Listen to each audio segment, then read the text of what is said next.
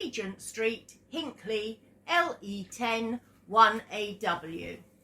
Open Saturdays from 10 AM to 4 PM for haunted rooms guided tours at just £3 per person. Booking is essential at all times and over 16s only, unless accompanied by an adult. The haunted rooms are extremely haunted and paranormal activity could, and has, taken place at any time. Some areas and particular objects or items can be quite scary and unnerving. The gift and craft shop is open daily from Monday to Saturday, 9:30 AM to 4:30 PM, selling a wide variety of paranormal items, books, magazines, merchandise stock and cats. Why not pay them a visit to pick up a gift with a difference? Membership is available for £25 to qualify for selective discounts, and why not download the app, available on iOS and Android for only £3.99 to keep up to date with what's coming up at the centre.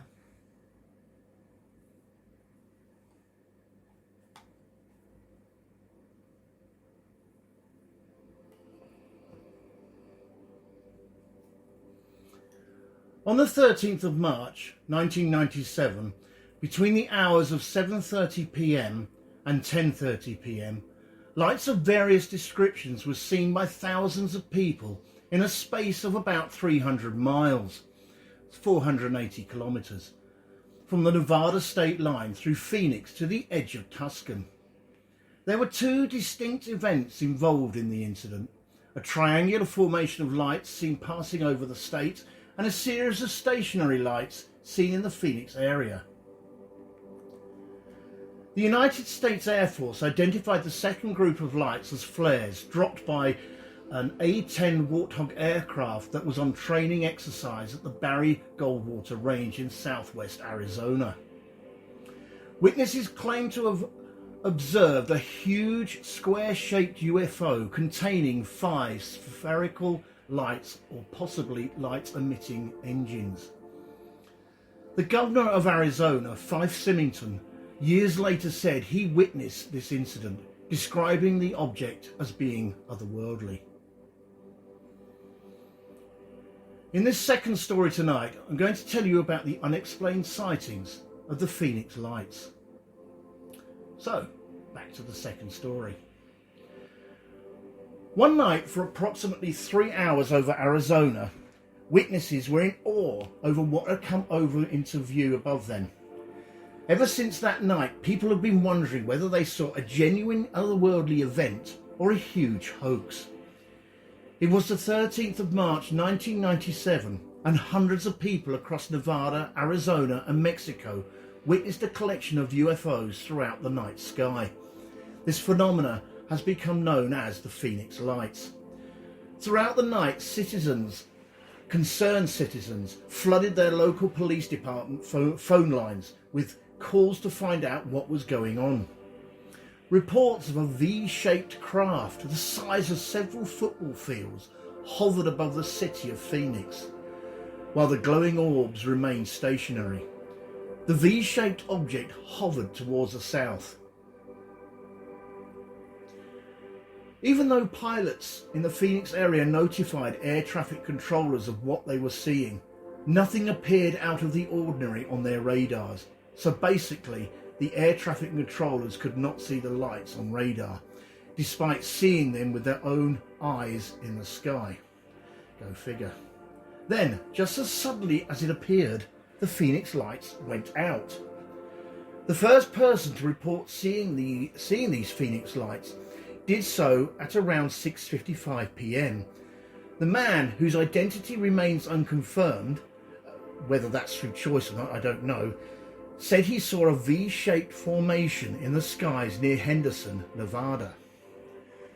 Then at around 8:15 PM, a former police officer in Polden, Arizona reported seeing a cluster of strange lights. He followed them with his binoculars until they disappeared. Many people refer to these as fireballs. A few minutes later, other calls started to come in about a group of white and reddish orbs hovering over Prescott, Arizona. It was now clear that there appeared to be two distinct groups of UFOs in the sky. One a collection of individual orbs, and the other a V-shaped craft. According to the National UFO Reporting Center from Davenport in Washington, the V-shaped formation contained anything from 5 to 7 lights that slowly soared in unison from the northwest before turning almost south. As the formation moved, one of the lights toward the back allegedly moved out to the front before falling back again. The famous V-shape that was caught on tape seemed to feature 3 lights on each prong and a 7th at the tip. Conservative estimates are gauged it to be span the length of 3 football fields. However, others said it was more than a mile in length. One witness claimed, and I quote, we don't have anything that big. It was totally silent. I've never seen anything even close to the colours from the exhaust that propelled that thing. It was as big as downtown Prescott and completely blocked out the stars." Unquote. Meanwhile, when 31-year-old Donna Valentine spotted the Phoenix lights from his backyard that night, he hurriedly called his father, who was an aeronautics engineer, outside to see it. Together, they watched what appeared to be a V-shaped craft hover at 500 feet and pass them. Donna Valentine said, and I quote, We could see the outline of the mass behind the lights, but you couldn't actually see the mass. It was more like a grey distortion of the night sky, wavy. I don't know exactly what it was, but I know it's a technology the public has not heard before. Unquote. Another bystander, named Tim Lay, got out of his car to marvel at the sight. He said, and I quote, "It was astonishing and a little frightening. It was so big and so strange that you couldn't actually see the object. All you could see was the outline, as though something was blotting out the stars." Unquote. Bill Graver, a 12-year veteran at Sky Harbor International Airport, who worked at the Air Traffic Control Center, was stationed on duty that night and called the incident, and I quote, "weird and inexplicable." He reiterated years later that he still didn't know what to think and still has no idea what it was. One witness, a man called Terry Proctor, captured one of the only videos of this event, a grainy, low-quality video that displays 5 lights in the sky in a V-like pattern at around 10 p.m, and a second set of as many as 9 lights which also appeared in the sky. Whether the 2 sets are related to each other are unclear. Frances Barwood, the Phoenix councilwoman, was the first official to publicly demand answers to the Phoenix Lights incident. The local government called on the Air Force to investigate. However, the US Air Force said it was prohibited from doing so after Project Blue Book. This was an investigative UFO service established after the 1947 Roswell crash, which closed its doors in 1969. So, citizens instead turned to an independent organisation, the Mutual UFO Network. However, pressure from the general public for an official explanation never stopped. Fife Symington, the then governor, claimed he'd never even heard about this UFO incident, but he finally scheduled a press conference from the 19th of June 1997 to address it. To the relief of reporters and the distress of witnesses, Symington claimed the government had captured an alien and brought his costumed handcuffed chief of staff, Jay Hellier, on stage. This just goes to show you guys how you are. I'll say that again on stage. This just goes to show that you guys are entirely too serious, said Symington. I think this is what is known as hiding in plain sight. The stunt was met with laughter and applause, and the entire incident was swept away as a harmless oddity. In 2007, however, in later interviews, Symington himself revealed that he too felt the UFOs were real and startling. He tried to justify his dismissive press conference by claiming that he had hoped to assuage his constituents who were on the brink of hysteria. Although for 10 years he had in fact quietly shared the concerns of the people he mocked as conspiracy theorists, he went on to say, and I quote, "I'm a pilot, and I know just about every machine that flies. It was bigger than anything that I've ever seen. It remains a great mystery. Other people saw it, responsible people. I don't know why people would ridicule it. It was enormous. It just felt otherworldly. In your gut, you could just tell it was otherworldly," unquote. Unfortunately, Five Symington's press conference had made the Phoenix Lights incident a point of ridicule to many, including respectable witnesses like some of Phoenix's top physicians, Dr. Brad Evans and Dr. Lynn Katie, who at the time bit their tongues. Dr. Katie is quoted as saying, "Some people saw these things take off at great speed without even dispersing the air. So many are afraid to come forward because they are so ostracized," unquote. And Dr. Evans is quoted as saying, "Other folk, I think, like us, repressed it. There was nothing to share. We didn't talk to anybody for months."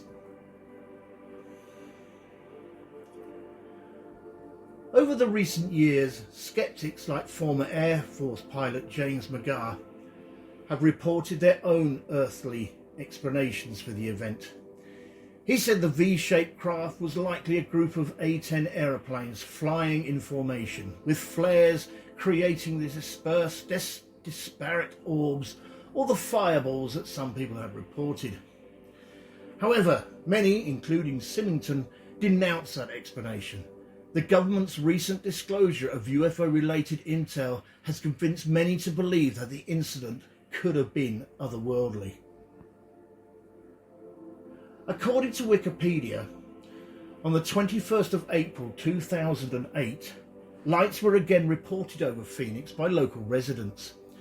These lights appear to change from square to triangular formation over time.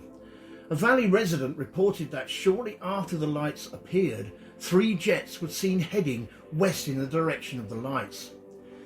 An official from Luke Air Force Base denied any United States Air Force activity in the area. On the 22nd of April 2008, a resident of Phoenix told a newspaper that the lights were nothing more than his neighbours releasing helium balloons with flares attached. This was confirmed by a police helicopter. The following day, a Phoenix resident who declined to be identified in news reports stated that he had attached flares to helium balloons and released them from his backyard. Ultimately, the Phoenix Lights of 1997 irrecoverably changed countless lives, regardless of an official explanation. Bill Grainer, for instance, was a 51-year-old cement truck driver when he spotted them, and I quote, "I'll never be the same. Before this, if anybody told me they saw a UFO, I would have said, yeah, and I believe in the tooth fairy.